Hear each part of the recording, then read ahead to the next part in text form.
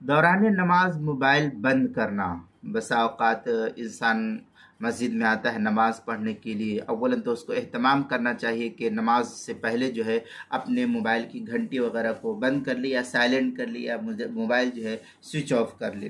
لیکن بسا اوقات کبھی ایسا ہوتا ہے کہ دھیان نہیں رہتا اور کھلا رہ جاتا ہے موبائل۔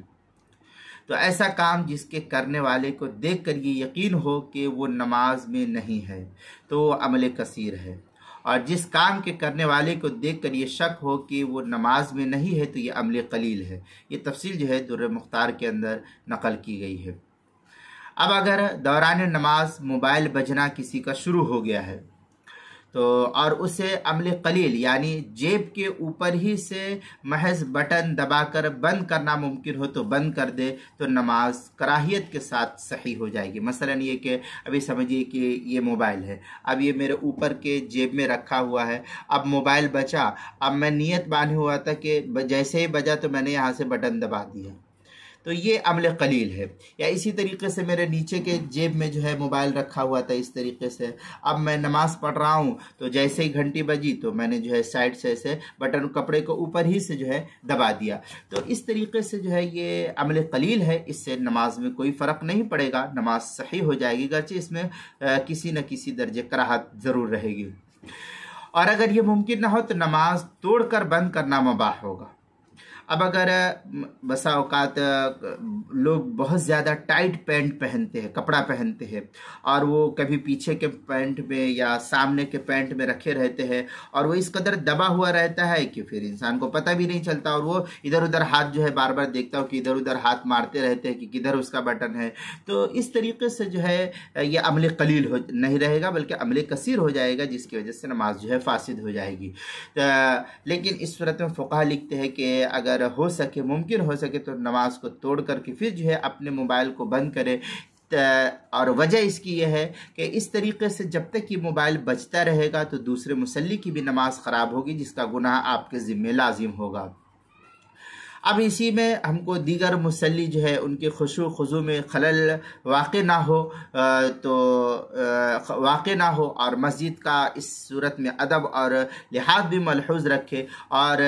نئی تکبیر تحریمہ کے ذریعے سے پھر سے امام کی اقتداء کرے، اور پھر جتنی رکعت امام کے ساتھ اس وقت مل جائے اسے پڑھ لے، اور جو چھٹی ہوئی ہو اس کو بعد میں پورا کر لے۔ اس طریقے سے جو ہے گناہ کی خفت اس کے اندر آ جائے گی،